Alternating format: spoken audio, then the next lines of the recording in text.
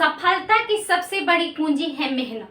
यानी अगर किसी भी क्षेत्र में हम मेहनत करेंगे तो सफलता हमें अवश्य मिलेगी। हेलो दोस्तों, मैं राधा कुमारी आप सभी को अनु जनरल स्टडी में स्वागत करती हूँ। दोस्तों, आज हम बंगाल का नवाब देखेंगे। ठीक है, जैसे कि हमने इसके पहले आधुनिक भारत के इतिहास का सीरीज चला रहे हैं। ठीक, तो 2 दिन वीडियो नहीं आया था तो उसके लिए क्षमा चाहते हैं। अगला वीडियो मेरा आज बंगाल का नवाब होगा। इसके बाद में हम लोग गवर्नर जनरल और सिख जो है ये सब देखेंगे। ठीक है, मैसूर, ये सब जो बचेगा धीरे धीरे। चलिए स्टार्ट करते हैं। सबसे पहले हमारा है टॉपिक है आज बंगाल का नवाब। तो बंगाल का नवाब आप जानते हैं कि बंगाल में जब नवाब बंगाल के क्षेत्र में, देखिए ये हमारा भारत का नक्शा है। तो ये वाला जो क्षेत्र है हमारा उड़ीसा का क्षेत्र था, ये हमारे सटा हुआ बिहार है और ये हमारा चला जाता है बंगाल, जो कि ऊपर सिक्किम से जाकर टच करता है। ठीक है, तो यही जो बंगाल क्षेत्र था ये बहुत धनाढ्य क्षेत्र था, यानी सबसे धनी क्षेत्र था बंगाल क्षेत्र। ठीक है, तो बंगाल में आप जानते हैं कि यहाँ पे सोरा का, बिहार और बंगाल के क्षेत्र में सोरा का उत्पादन बहुत ज्यादा होता था। ठीक है, और बहुत सारे क्षेत्र जो यहाँ पे विकसित क्षेत्र उस समय माने जाते, सबसे ज्यादा विकसित क्षेत्र अगर कोई था तो यही बंगाल था। ठीक, तो आज हम बंगाल का देख रहे हैं। तो पहला हमारा शासक है इसमें मुर्शिद कुली खां। तो बंगाल के नवाब में पहला शासक मुर्शिद कुली खां। तो मुर्शिद कुली खां हमने पिछले वीडियो में बताया था जब उत्तर मुगल काल पढ़ रहे थे कि बंगाल का पहला स्वतंत्र नवाब था।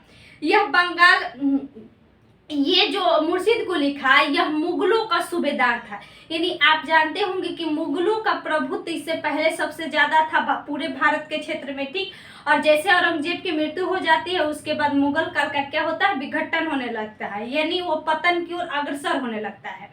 तो वही है कि जब मुगलों का पतन होना शुरू होता है तो उसी समय छोटे छोटे क्या होते हैं, शासक उभरने लगते हैं। यानी छोटे छोटे क्षेत्रीय शासक उभरते हैं और अपने क्षेत्र में अपना प्रभुत्व करके वहां पे शासन स्थापित करते हैं। उसी तरह बंगाल के क्षेत्र में मुर्शिद कुली खां जो मुगलों का सूबेदार था, यह स्वतंत्र शासक अपने आप को घोषित कर लेता है। ठीक है, कब, मोहम्मद शाह के शासनकाल में। इसका शासनकाल याद रखिएगा 1713 से 1727, याद रखना पड़ेगा, 13 से 27, ज्यादा नहीं है। देखिए 5 ही शासक है। पहला तो मुर्शिद कुली खां 13 से 27, इसके बाद 27 में इसी का बेटा आएगा सुजाउद्दौला। ठीक है, सुजाउद्दीन कौन आएगा, देखिए यहाँ पे सुजाउद्दीन आएगा। ये 1727 से 1739 तक रहता है। इसके बाद सरफराज, यहीं से कहानी स्टार्ट होती है। सरफराज यानी मतलब कहने का मतलब यहाँ पे सरफराज यानी फरार करके, इसके बाद ही बंगाल की कहानी जो होती है मेन स्टार्ट होती है। इसी के बाद इसको हराकर अलीवर्दी खाते हैं। अलीवर्दी खा के बाद आ जाएंगे कौन, सिराजुद्दौला के बाद आ जाएंगे मीर जाफर के बाद मीर कासिम। इसके बाद धीरे धीरे छोटे छोटे बंगाल का शासक आते रहेंगे। ठीक, तो देखिए यहाँ पे हम देख रहे हैं मुर्शिद कुली खां 1713 से 27, 1713 से 27। इसी के समय 1717 ईस्वी में क्या होता है कि फर्रुखसियर द्वारा अंग्रेजों के एक फरमान जारी किया जाता है जिसमें 3000 रुपया वार्षिक कर देकर जो अंग्रेज है वो व्यापार करने लगते हैं। ठीक है, भारत में व्यापार करने लगते हैं। अगला है कि यह स्वतंत्र, इसने क्या किया कि जब स्वतंत्र शासक बना तो इसने क्या किया कि सबसे पहले अपनी राजधानी परिवर्तित की। यहाँ आप देख रहे हैं जो हमारा आज बांग्लादेश का जो क्षेत्र है, यहाँ पे ढाका है। ये पहले एक ही था, पश्चिम बंगाल के ही क्षेत्र में ढाका था। तो इसने किया क्या कि ढाका से राजधानी बदल कर लाया मुर्शिदाबाद। ठीक है, कहाँ पे लाया, मुर्शिदाबाद जो कि कलकत्ता में है। ठीक है, तो ढाका से पहली बार इसने राजधानी बदल कर लाया मुर्शिदाबाद, जो भागीरथी नदी के तट पर है। ठीक, इसने अगला कार्य किया कि कृषकों के लिए इजारेदारी प्रथा, यानी एक इजारेदारी प्रथा थी और इसी में तकाबी ऋण था। तकाबी ऋण कृषकों का अग्रिम जो मुआवजा होता था। तो इसने क्या किया कि इतना ज्यादा कर दिया ना कि खाली इसका क्या हुआ कि बाद में फेल हो गया। ठीक, ये जो तकाबी ऋण दिया था इसका कर ज्यादा निर्धारण के कारण वहाँ के जो छोटे छोटे किसान थे वो चुका नहीं पाए। ठीक, तो खैर इसने फिर भी बंगाल के लिए एक अलग तरीका से अपना शासन स्थापित करने के लिए अपना योगदान किया। ठीक है, तो पहला ये तो स्वतंत्र शासक था। दूसरा का ढाका पहला था। ठीक है, उसके बाद मुर्शिदाबाद बंगाल की राजधानी गई। ठीक है, बंगाल की राजधानी मुर्शिदाबाद। उसके बाद इसने एक कार की इजेदारी प्रथा एवं तकाबी दी। ठीक, उसके बाद इसी के शासन काल में उड़ीसा को क्या करता है, उड़ीसा क्या होती है, शामिल हो जाती है। ठीक है, उड़ीसा 1719 ईस्वी में उड़ीसा शामिल हो जाता है। ठीक है, और उसके बाद 1727 ईस्वी में इसकी मृत्यु हो जाती है। तो मृत्यु के बाद इसका पुत्र बनता है सुजाउद्दीन। ठीक है, कौन बनता है, सुजाउद्दीन। इसका कार्यकाल बस याद रखिएगा 1727 से 39, क्योंकि कार्यकाल याद रखना बहुत जरूरी है। पहले मुर्शीद कुली था, फिर सुजाउद्दीन, 1727 से 39। इसके समय क्या होता है कि 1733 ईस्वी में बिहार को मिला देता है। कौन मिला देता है, जो उस समय रंगीला बादशाह जिसको हम लोग कहते हैं मुहम्मद शाह, जिसको 1719 से 48 का शासन काल होता है, इसने क्या किया कि बिहार को भी बंगाल में मिला दिया। यानी बिहार के क्षेत्र और बंगाल का क्षेत्र, उड़ीसा के क्षेत्र एक क्षेत्र बन गए। ठीक है, 1719 ईस्वी में उड़ीसा शामिल हुआ और 1733 ईस्वी में बंगाल शामिल हुआ, बिहार शामिल हुआ बंगाल में। ठीक, तो याद रखिएगा। इसके बाद आता है सरफराज। कौन आता है, सरफराज। सरफराज का शासनकाल एक ही वर्ष का होता है, 1739 से 40। इसने हैदर जंग को उपाधि धारण की थी। ठीक है, हैदर जंग टाइटल है, लास्ट में हैदर जंग और भी है इसमें, तो खैर उतना बड़ा याद नहीं रखना है।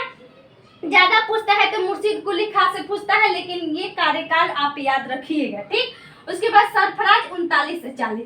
इसी के समय एक घटना होती है, क्योंकि इसी के सरफराज के समय और सुजाउद्दीन के ही शासन काल में एक सूबेदार था, यानी एक सेनापति था, उसका नाम था अलीवर्दी खां।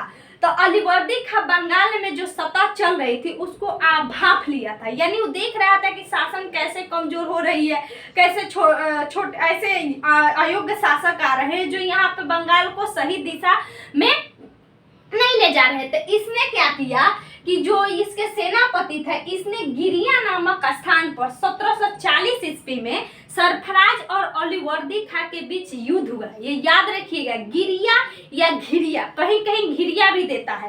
तो गिरिया या घिरिया के युद्ध कब होता है, 1740 ईस्वी में होता है। यह सरफराज और अलीवर्दी खां के बीच होती है। अलीवर्दी खां ने सरफराज को हरा दिया और इसके बाद क्या किया कि हराने के बाद इसने मुगलों से अपना सूबेदारी स्थापित करने के लिए कहा। पहले ये सब सूबेदारी ही था। ठीक, तो इसने कहा कि हमको बंगाल का स्वतंत्र शासक बना दीजिए, हम आपको हमेशा मुआवजा और एक अलग प्रकार, मतलब अनेक प्रकार की क्या की कि मुगलों शासक को ये लुभावना बातें बोला और फिर वहां का सम्राट घोषित कर दिया गया। ठीक है, तो इसको साथ कौन देता है, मुगल साथ देता है अलीवर्दी खां को, और वहां का शासक बन जाता है। कब बनता है, 1740 ईस्वी में। ठीक है, 1740 ईस्वी में शासक बनता है और 1756 ईस्वी तक यह वहां पे शासन करता है। ठीक, इसी के समय इसने क्या करता है कि शुरुआत में तो जब यह 1740 ईस्वी में बंगाल का शासक नवाब बनता है तो इसने 2 करोड़ रुपए के मुआवजा मुगलों को भेंट दिया। ठीक है, यानी शासक बनने के क्रम में जैसे ही शासक बना तो यह 2 करोड़ रुपया मुगलों को दिया। उसके बाद इसने क्या किया कि बंगाल को मुगलों से स्वतंत्र स्थापित करने की कोशिश किया। यह किसी प्रकार का लगभग 1740 से 1756 ईस्वी के बीच किसी प्रकार का कोई ऋण नहीं दिया। ठीक है, और यह एक अलग दिशा में ही ले जाने लगा बंगाल को। ठीक, तो इसी समय क्या हुआ कि एक तो मुगलों से भी अपना दुश्मनी स्थापित कर चुका था। इसके बाद हम बता दें आपको कि जो अंग्रेज थे, सबसे पहले ये सूरत के क्षेत्र में अपना फैक्ट्री स्थापित किए। इसके बाद ये मसूलीपट्टनम में स्थापित किए। ठीक है, उसके बाद यहाँ पे बंगाल के क्षेत्र में ही अपना फोर्ट स्थापित कर रहे थे। ठीक है, विलियम फोर्ट, यहाँ भी एक किला स्थापित कर चुके थे। तो इन लोग ने इसी समय जब अलीवर्दी खां था तो इसी समय अपना मनमानी करने लगे। यानी इनको सिर्फ व्यापार का हक मिला था, तो यह व्यापार का जो छूट मिला था उसको मनमाने तरीके से, यानी अपने तरीके से यह भारत में क्या करने लगे, व्यापार करने लगे थे। ठीक है, जो मन वो करते थे लोग। ठीक, तो ये अलीवर्दी खां जानता था कि उस समय देखिए भारत में क्या हो चुका था कि एक तो मुगल उस समय क्या हो चुका था कि एक तो आ चुके थे अंग्रेज तो सबसे ज्यादा प्रसिद्ध हो चुके थे। उसके पहले पुर्तगाल भी आ चुके थे, इस समय तक डच भी आ चुके थे, इस समय तक फ्रांसीसी आ चुके थे। इस समय क्या हुआ था कि जब अलीवर्दी खां शासक बना तो इसी के शासनकाल में फ्रांसीसियों और अंग्रेजों के बीच युद्ध छिड़ा। ठीक है, फ्रांसीसियों अंग्रेजों के बीच युद्ध छिड़ा और अंग्रेजों ने फ्रांसीसियों को, जैसे कि आप देखेंगे कि 3 होता है, एक कर्नाटक के क्षेत्र जो यहाँ पे है, बंगाल कर्नाटक के क्षेत्र में यहाँ 3 युद्ध होता है। एक तो 48 से 56 तक होता है। ठीक है, उसके बाद क्या होता है कि 46 से 48 तक होता है। दूसरा का 56 से 63 तक होता है, जिसको हम लोग सप्तवर्षीय युद्ध करते हैं। ठीक, इसके बाद क्या होता है कि एक और युद्ध होता है, तो ये लोग के फ्रांसीसियों को हरा दे रहते हैं। तो इन लोग का ऐसे ही मनोबल, सब अपना मनोबल जो था वो उच्च स्तर पर पहुंच चुका था। ठीक, तो इसी के समय क्या हुआ कि मुगल शासक को 2 करोड़ दिया। मुगल से तो अपना दुश्मनी स्थापित कर ही चुका था। और यह अलीवर्दी खां सबसे ज्यादा मराठों से परेशान था। मराठा उस समय सबसे विख्यात हो चुके थे। ठीक है, मराठा भी चाहते थे कि हम बंगाल के क्षेत्र पे क्या करें, अपना प्रभुत्व स्थापित करें। ठीक है, तो मराठा भी बार बार इसके समय आक्रमण कर रहे थे। ठीक है, इसके समय अंग्रेजों की भी निगाहें यहाँ पे टिकी हुई थी बंगाल पे। ठीक है, सबकी निगाहें लगभग यहाँ टिकी हुई थी। फिर क्या होता है कि 1751 ईस्वी में इसने मराठों से एक संधि किया। 1751 ईस्वी में मराठों से इसने संधि किया। उसमें मराठा शासक थे रघुजी भोसले। कौन था? रघुजी भोसले। इन्हीं से यह संधि करता है और 12 लाख रुपए ऋण देता है साथ में। और चौथ जैसे कि चौथ और एक सरदेशमुखी, चौथ सरदेशमुखी 2 प्रकार के मराठों द्वारा कर लगाया जाता था। चौथ जो होता था वह होता था कि जो हमारे क्षेत्र में नहीं है, जो दूसरे के क्षेत्र में है। ठीक है, यानी बंगाल का क्षेत्र, बंगाल पे नवाबों का शासन चल रहा था।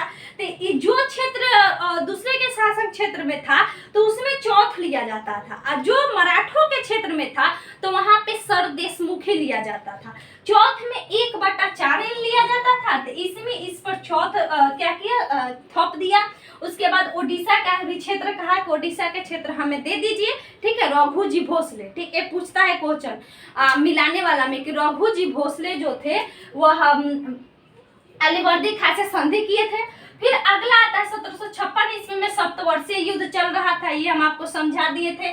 उसके बाद क्या होता है कि 1756 ईस्वी में ही ये इसने ये क्या नाम है इसका, अलीवर्दी खां, इसने एक टिप्पणी की थी कि अगर अंग्रेजों को अंग्रेज एक मधुमक्खी के छत्ते की तरह है, अगर उसको शहद दिया जाए तो वह मतलब बहुत अच्छे है, नहीं तो वो आपको मधुमक्खी की तरह चूस लेंगे। ठीक है, तो इसने एक टिप्पणी भी किया था अंग्रेजों के प्रति। ये क्वेश्चन पूछा जाता है कि किसने टिप्पणी किया था, तो अलीवर्दी खां ने। यदि मधुमक्खी से अंग्रेजों की तुलना किसने किया था, तो अलीवर्दी खां ने। ठीक, ये याद रखिएगा। इसके बाद क्या होता है कि 1756 ईस्वी में इसकी मृत्यु हो जाती है। किसकी? अलीवर्दी खां की 1756 ईस्वी में मृत्यु हो जाती है। और इसी के समय क्या होती है कि अंग्रेजों की कोठी जो विलियम फोर्ट था, और फोर्ट विलियम यहाँ पे था बंगाल के क्षेत्र में, और जो दक्षिण में जो क्षेत्र था यहाँ पे इसको घेरा कर रहे थे। किलाबंदी के समय एक फोर्ट बना दिया, इसके किलाबंदी चारों ओर से घेर रहे हैं। तो इसी के समय शुरू कर दिए थे लोग। इसके बाद क्या होता है, जब इसकी मृत्यु हो जाती है तो इसका कोई संतान नहीं रहता है। इसका 3 पुत्री रहती है। ठीक है, और तीनों पुत्री का 3 जगह शादी हुआ रहता है। एक का पटना में, एक का ढाका में, एक का पूर्णिया में। पूर्णिया आप जानते होंगे कि बिहार के सबसे नहीं, किशनगंज के नीचे क्षेत्र देखिएगा तो वहाँ पूर्णिया ही है, यानी पूर्वी क्षेत्र में स्थित है। तो ये देखा जाए तो यह बंगाल के ही सटा हुआ है। कौन सा? पूर्णिया। तो यहाँ 3 है, एक तो पटना में, एक ढाका में, एक पूर्णिया में। तो पटना में जो बेटी थी उसी का बेटा था सिराजुद्दौला। ठीक है, तो क्या हुआ कि मतलब अगला शासक होने के लिए ये तीनों बहनों में क्या हुआ, घमासान शुरू हो गया, ठीक है। लेकिन अंततः सिराजुद्दौला वहां का शासक बनता है और बंगाल का अगला शासक बनता है अलीवर्दी खां के बाद। तो इसकी जो मौसी थी ढाका में, इसकी मौसी का नाम था घसीटा बेगम, में पूछता है। अब पूर्णिया में जो मौसी थी इसके पुत्र का नाम था शौकत जंग। क्या नाम था, शौकत जंग। तो याद रखिएगा, ढाका में घसीटा बेगम, यानी ढाका में जैसे कि ढाका एक हम ना कहते भोजपुरी में ढाका, उसमें घसीटा बेगम से आप कनेक्ट करके याद रखिएगा। अब पटना में जो पुत्री थी उसका पुत्र कौन था, सिराजुद्दौला, वही सम्राट बनता है। उसका कार्यकाल 1756 से लेकर 1757 तक होता है। इसी के समय बहुत सारी घटनाएं होती है जो बहुत क्वेश्चन पूछा जाता है। चलिए हम डिस्कशन करते हैं। सबसे पहले कि सिराजुद्दौला के समय जो अंग्रेजों को व्यापार की छूट मिली थी, मुक्त व्यापार को, वह अनैतिक तरीके से इसका प्रयोग कर रहे थे, ठीक है। यानी जो व्यापार का छूट मिला था उसका दुरुपयोग कर रहे थे। तो इसी समय इसने क्या किया कि इन लोगों को रोका किलाबंदी के, कि आप इस पे किलाबंदी नहीं कर सकते हैं, जैसे फोर्ट विलियम फोर्ट जो था उस पे, ठीक है, किलाबंदी के लिए रोका। साथ में क्या होती है कि सत्ता के लिए अपने मौसेरा जो भाई रहता है शौकत जंग, उसके साथ मनिहारी के युद्ध, देखिए याद रखिएगा, जैसे हमने यहाँ एक गिरिया के युद्ध याद रखा था सरफराज और अलीवर्दी खां, तो यहाँ है मनिहारी के युद्ध दोनों भाइयों मौसेरा भाइयों में होता है और इसमें सिराजुद्दौला जीत जाता है। फिर उसके बाद क्या होता है कि इसके शासन काल में ही आंतरिक कलेश हो चुके थे। तो आप एक बात याद रखिएगा कि अगर किसी भी शासन का सत्ता समाप्त होने का सबसे प्रमुख कारण होते हैं आंतरिक कलेश, ठीक है। अगर आंतरिक कलेश है तो किसी प्रकार का जो साम्राज्य हो, किसी प्रकार का सत्ता हो, वो धीरे धीरे ध्वस्त की ओर अग्रसर होगा ही, ठीक है। तो इससे में क्या हुआ था कि इसकी जो मौसी थी वो भी इसके विपक्ष में थे, साथ में इसके शासन काल में जो सेठ थे लोग, जो व्यापारी थे, वो भी इसके पक्ष में नहीं थे, ठीक है। तो इस समय एक याद रखिएगा कि इसकी मौसी थी घसीटा बेगम, एक अमीचंद नाम का व्यक्ति था, ठीक है, और जगत सेठ जो थे एक सेठ थे उस समय के। फिर उसके बाद राजबल्लभ था, राज दुर्लभ था, ये सभी इसके विपक्ष में थे, ठीक है, किसके, सिराजुद्दौला के विपक्ष में। फिर उसके बाद क्या होता है कि इसी के समय में एक घटना घटित होती है 1756 ईस्वी में, जब यह किला पर क्या करता है कि कलकत्ता के किला पर जब यह अटैक करता है, तो उस समय इसने क्या करता है कि वहां के व्यक्तियों को पकड़कर एक 20 जून 1756 ईस्वी को, याद रखिएगा डेट, 20 जून 1756 ईस्वी को एक कोठरी में बंद कर देता है लगभग 146 व्यक्तियों को। इसको काल कोठरी की घटना भी कहते हैं। यानी अंग्रेजों का जो सेनापति था उसको क्या करता है कि बंदी बनाकर 146 व्यक्तियों को 14/18, आप समझ सकते हैं कि 14/18 कमरा कितना छोटा होगा, ठीक है, उसमें क्या करता है। खैर ये तो मनगढ़ंत कहानियां कहा जाता है। आगे जो भारतीय इतिहासकार हैं यह किसी प्रकार के इसका उल्लेख नहीं करते हैं, लेकिन आप जब पुराना किताब पढ़िएगा तो उसमें आपको यह मिलेगा, ठीक। लेकिन इसकी कोई अभी तक पुष्टि नहीं हुई है, जिसको हम लोग मनगढ़ंत कहानियां कहते हैं, ठीक। तो इसने क्या किया कि 14/18 कमरे में 146 व्यक्तियों को जब बंद किया तो मात्र उसमें से 23 व्यक्ति जिंदा हुए। याद कैसे रखना है, 146 यानी 46 और 23 व्यक्ति बचते हैं, तो 23 दूना 46 होता है, तो 23 दूना 46 यानी 146 में 23 व्यक्ति बचे, ठीक। और उसके बाद घटना कब घटती है, 20 जून 1756 ईस्वी को, ये डेट याद रखिएगा, ठीक है। इसी के तहत जो प्लासी की युद्ध होती है वो भी जून में होती है, 1 साल बाद, ठीक, 1 साल बाद 20 जून को ये घटना होती है। इसके बाद प्लासी की युद्ध घटित होगा। इसके बाद क्या होता है कि इसी में जो काल कोठरी की घटना होती है, इसी में एक व्यक्ति था डफ और मीचम। यह सेनापति जो इधर मद्रास के क्षेत्र था, यहाँ पे क्लाइव था, ठीक है, यानी दक्षिण के मद्रास के क्षेत्र में क्लाइव, जो रॉबर्ट क्लाइव हम लोग कहते हैं कि ये बंगाल में पहला क्या होता है, गवर्नर बनता है, बंगाल का गवर्नर बनता है पहला गवर्नर। तो ये क्लाइव मद्रास के क्षेत्र में था। इसके पास यही डफ और मिक्चन 2 सेनापति जाते हैं। इनको कहते हैं कि बंगाल के क्षेत्र में सिराजुद्दौला का आक्रमण हो रहा है और वहाँ पे ऐसे ऐसी घटना घट गई। फिर यहाँ से यह कूच करते हैं और बंगाल में प्रस्थान करते हैं, यानी बंगाल की तरफ प्रस्थान करते हैं। और जब यह जाते हैं तो इसी के समय क्या होती है, इसी के बाद क्या करता है कि अंग्रेजों द्वारा जब सिराजुद्दौला के द्वारा कलकत्ता पर और चंद्रनगर के क्षेत्र पर आक्रमण करके जीत लेता है, ठीक है। यानी सिराजुद्दौला कलकत्ता और चंद्रनगर पर आक्रमण करके जीत लेता है, ठीक है। फिर अंग्रेजों द्वारा क्या किया जाता है कि उल्टा मतलब फिर अंग्रेजों द्वारा चंद्रनगर को जीत लिया जाता है, ठीक। तो जीतने के बाद अंग्रेजों ने सिराजुद्दौला से एक संधि की, इसका याद रखिएगा नाम, इसका नाम है अलीनगर की संधि। अलीनगर की संधि अंग्रेजों के द्वारा स्थापित होते हैं। इसका डेट भी देता है, ठीक है, 13 फरवरी 13 फरवरी ही है, 13 फरवरी 1757 ईस्वी को। यानी काल कोठरी की घटना 20 जून को, इसके बाद लगभग 7 महीना बाद लगभग याद रखिएगा कि 13 फरवरी यानी फरवरी 1757, क्योंकि धीरे धीरे आगे बढ़ेंगे ना, तो 1757 ईस्वी में अलीनगर की संधि होती है। इस संधि में कहा जाता है कि अंग्रेजों के द्वारा कि सिराजुद्दौला के द्वारा व्यापार करने की सुविधा फिर से यह दे देता है, क्योंकि उस समय अंग्रेज इसके पास तो हम बता नहीं कि ये आंतरिक कलह भी था, इसके पास आंतरिक कलह था, सभी का दबाव भी था एक तरह से। फिर अंग्रेजों का भी दबाव उत्पन्न हो गया था, मराठा थे, मुगल थे, घर आंतरिक कलह था, ठीक। उसके बाद इसने क्या कि इससे हरजाना भी लिया गया अलीनगर की संधि में, साथ में सिक्का पर अधिकार कर लिया गया, यानी बंगाल के क्षेत्र में सिक्का पर अधिकार कर लिया गया। साथ में दोनों पक्षों में भविष्य में शांति बनाए रखने की भी कहा गया, यानी हम लोग दोनों पक्ष एक दूसरे के भी शांति बनाए रखेंगे, किसी प्रकार का कोई युद्ध नहीं करेंगे। लेकिन क्या किया जाता है, क्लाइव के द्वारा इसी के बाद संधि के बाद जो रॉबर्ट क्लाइव था, इसके द्वारा क्या करे, फिर चंद्रनगर पर हमला कर दिया जाता है।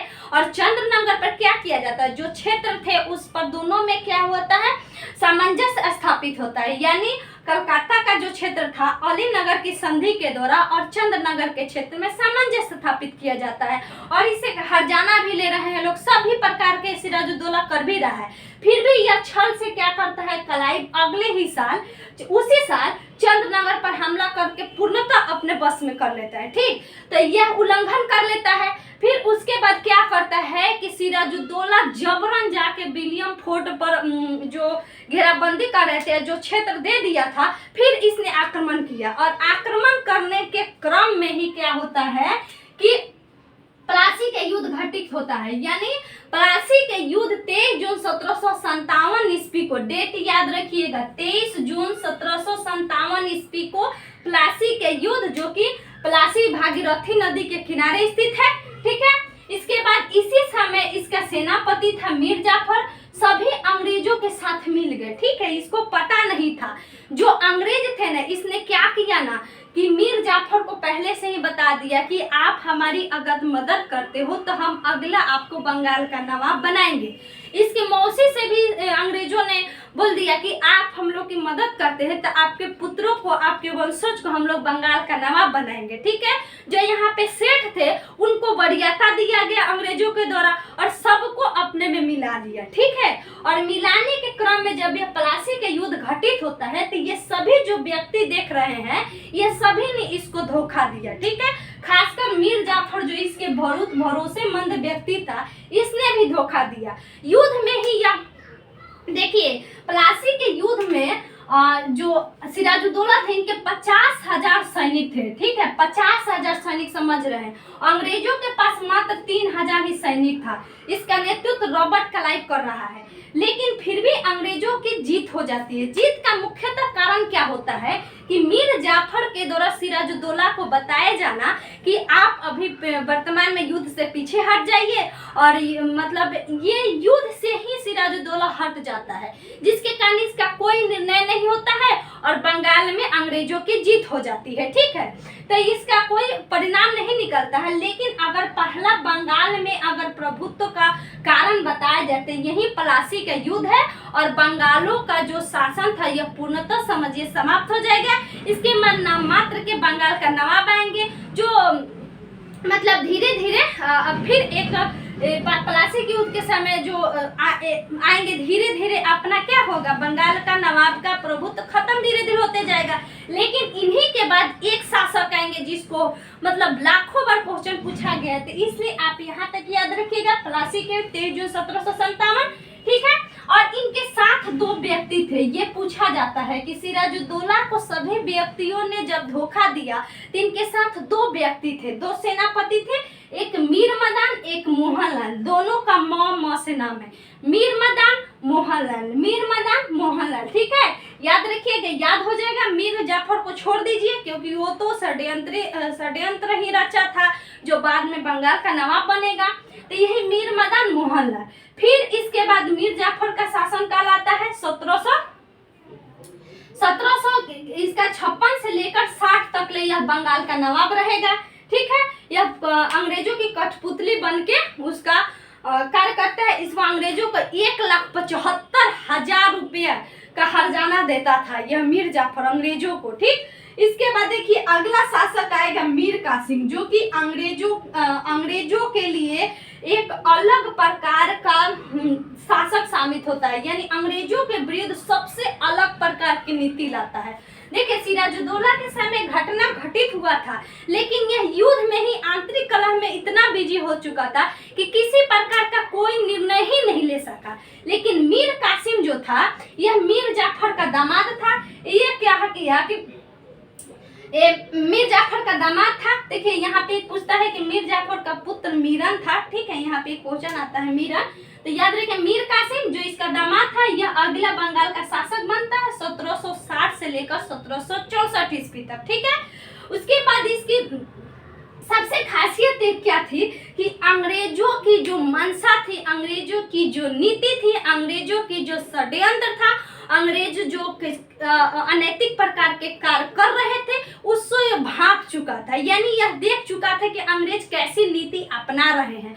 तो जब यह शासक बनता है ना, तो सबसे पहले क्या करता है कि अंग्रेजों के सहयोग से शासक बन जाता है, और यह कलकत्ता से क्या करता है, यानी मुर्शिदाबाद से अपनी राजधानी मुंगेर लेके चल जाता है। देखिए मुर्शिदाबाद यहाँ बंगाल में है, और मुंगेर आप देखिएगा कि मुंगेर यहाँ बिहार में चला आता है। तो सबसे पहले राजधानी आपका यहाँ ढाका था, फिर मुर्शिदाबाद, फिर मुंगेर। तो इसने क्या किया कि कलकत्ता से सबसे पहले अपने दूरी बनाई, अंग्रेजों से सबसे पहले अपनी दूरी बनाई और राजधानी मुर्शिदाबाद से मुंगेर लेके चला गया, ठीक, याद रखिएगा।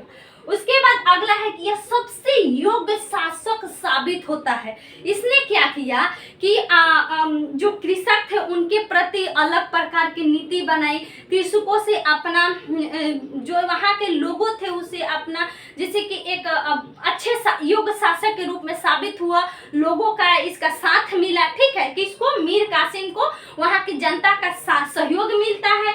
फिर उसके बाद क्या करता है कि अंग्रेजों के जो सियासत थी उससे यह क्या किया था कि सबसे पहले देखा था कि अंग्रेजों की जो नीति है वह सबसे कुशल नीति है, सैनिक कुशलता, यानी उनकी सैनिक कुशलता अच्छी है, इसलिए वह किसी प्रकार का युद्ध जीत जा रहे हैं। तो इसने क्या किया कि सैन्य क्षेत्र में सबसे पहले अपना कार्य किया, लोगों का सहयोग प्राप्त करने के बाद क्या करता है कि सैन्य क्षेत्र में अपना अगला कदम उठाता है। उसमें क्या करता है कि मुंगेर में जो बारूद की फैक्ट्री होती है, जो बंदूक बनाने की परंपरा, यही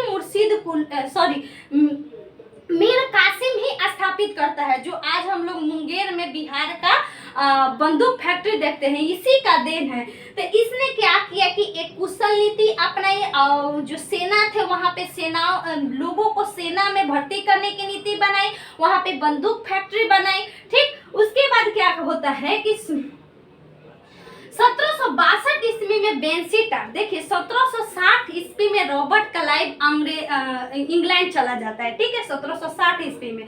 तो फिर उसके बाद एक स्वतंत्र सा वहाँ का इसको बेंसीटाट, जिसको हम लोग बंगाल का गवर्नर भी कहते हैं बेंसीटाट को, जो कि 1760 से 64 तक रहता है। तो 1762 ईस्वी में बेंसीटाट ने मीर कासिम से एक संधि की। इस संधि में क्या था कि चुंगी राशि को इसने क्या किया कि 9% कर दी, यानी कहा कि आप जो हमारे क्षेत्र में व्यापार कर रहे हैं उस पे हम लोग चुंगी राशि 9% लेंगे। लेकिन अंग्रेजों का तो मन बहका हुआ था, इसने क्या किया कि इस चुंगी कर को एक्सेप्ट करने से मना कर दिया, यानी इसको अस्वीकार कर दिया। ठीक है, तो इसने क्या किया कि मीर कासिम ने जो भारतीय क्षेत्र में जो भारतीय व्यापार कर रहे थे उसको भी क्या कर दिया कि ब्याज मुक्त कर दिया। ठीक है, यानी कहा कि आप लोग को भी किसी प्रकार का ब्याज नहीं लेंगे, आप भी स्वतंत्र यहाँ पे व्यापार कीजिए। तो अंग्रेजों के लिए क्या हुआ कि यह एक अपमानजनक लगा, यानी अंग्रेजों को अपमानजनक लगा। इन्हों लोग ने क्या किया कि मीर कासिम के प्रति भी षड्यंत्र रचने लगे। ठीक है, कि जिसको हम लोगों ने शासक बनाया, नवाब बनाया, उसी ने हमारे प्रति ऐसा ऐसा नीति कर रहा है। तो इस सभी ने क्या किया कि जब अस्वीकार कर दिया तो 1763 ईस्वी में इन लोगों ने कई युद्ध हिस्से किए। किससे? मीर कासिम से, जिसमें से एक हमारा बर्दवान है, एक मुर्शिदाबाद है। ये 2 युद्ध और युद्ध भी है 1763 ईस्वी में करते हैं और अंग्रेजों की जीत हो जाती है। ठीक है, अंततः अंग्रेजों जीत जाते हैं।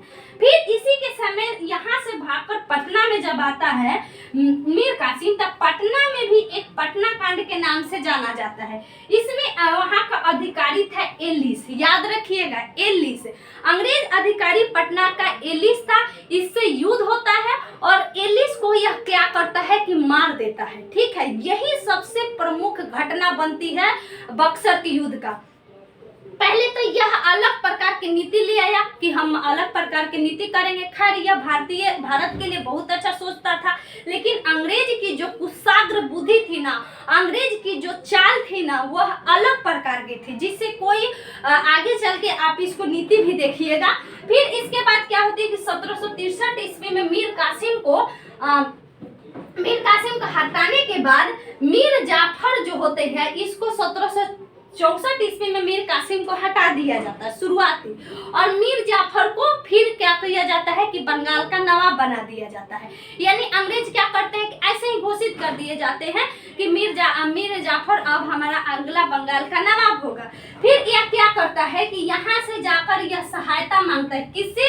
जो भारत में सत्ता थे, तीन इसमें त्रिगुट सत्ता भी कहते हैं, त्रिगुट सेना भी बनाता है, जिसमें बंगाल का शासक था शाह आलम द्वितीय। उस समय अवध का शासक था सुजाउद्दौला। यानी मीर कासिम बंगाल का शासक, जो इसको हटा दिया गया है, यह बंगाल का शासक इस समय नहीं है। ठीक है, वह मुगल सम्राट जो थे शाह आलम द्वितीय, और अवध के नाम सुजाउद्दौला, उससे यह मतलब ये संधि करता है। और यह तीनों ने जब इनकी एक त्रिगुट हो जाती है, तब यह आक्रमण करते हैं जो बक्सर है, बक्सर जो कि बिहार के क्षेत्र में है, यहाँ पे आक्रमण करते हैं। इसका डेट पूछता है 22 अक्टूबर 1764 ईस्वी को, दोनों के बीच यानी त्रिगुट शासक और अंग्रेजों के बीच युद्ध होती है। और अंग्रेज जान चुके थे कि अंग्रेजों के पास माने अच्छे सैनिक थे, यह जीत जाते हैं। और यही जो युद्ध होती है, यही युद्ध बंगाल में, यानी भारत में, बंगाल में ही क्यों, भारत में ही अंग्रेजों के शासन को स्थापित कर देता है, और यही रास्ता साफ कर देता है कि अंग्रेजों की आगे चल के क्या नीति होगी, क्या मतलब शासन होगा। ठीक है, यही बक्सर के युद्ध साबित होता है। इस समय सेनापति था हेक्टर मुनरो। पूछा जाता है कि अंग्रेजी सेना का नेतृत्व हेक्टर मुनरो कर रहे थे, बंगाल का गवर्नर बेंसीटर थे। इसके बाद क्या होता है कि एक इलाहाबाद की संधि होती है, यह मोस्ट इंपोर्टेंट है, याद रखिएगा। जब 1764 ईस्वी में बक्सर की युद्ध हार जाते हैं लोग, तो क्या होता है कि मीर कासिम भाग जाता है, और सुजाउद्दौला जो होती है और शाह आलम द्वितीय, ये दोनों पकड़ा जाते हैं। ठीक है, और तो ये पकड़ाते हैं तो उस समय तो मुगल सम्राट कौन थे? शाह आलम द्वितीय। तो आप भारत के सबसे बड़े शासक हैं, तो आपके ऊपर कुछ जिम्मेदारियां बनती है। तो ये लोग क्या करते हैं कि इसके साथ संधि करते हैं जबरन, और कहते हैं कि 12 अगस्त, डेट याद रखिएगा, 2 संधि होती है, 12 अगस्त को और 16 अगस्त को। 12 अगस्त को मुगल शासक के तहत, और इसमें क्या क्या होती है कि कंपनी के संरक्षण में मुगल सम्राट को ले लिया जाता है। यानी कहा जाता है कि आप मीर कासिम को मदद किए हैं तो आपका शासक अब अंग्रेजी शासन में आ जाएगा। यानी अंग्रेजों का भी मुगलों पर क्या हो जाता है, मुगल के बस में आ जाते हैं। फिर उसके बाद इलाहाबाद जो कारा क्षेत्र थे, जो अवध के नवाब ने जो दिया था, वह क्या कर दिया जाता है, बंगाल में मुगलों को दे दिया जाता है। यानी इलाहाबाद जो कारा का क्षेत्र था, यह अवध के नवाब का था। अवध के नवाब अंग्रेजों को दिया, अंग्रेजों ने मुगलों को दे दिया। ठीक है, ये तो याद रखिए। इसके अलावा बिहार, बंगाल, ओडिशा, सबसे इम्पोर्टेंट, बिहार, बंगाल, ओडिशा के दीवानी जो होती है शाह आलम द्वितीय दे देते हैं। यानी कहते हैं कि आप लीजिए दीवानी, यानी किसी प्रकार का जो कर है, दीवानी में मतलब होता है सभी प्रकार के राजस्व, यानी राजस्व की जिम्मेदारी अंग्रेजों को दे देते हैं शाह आलम द्वितीय।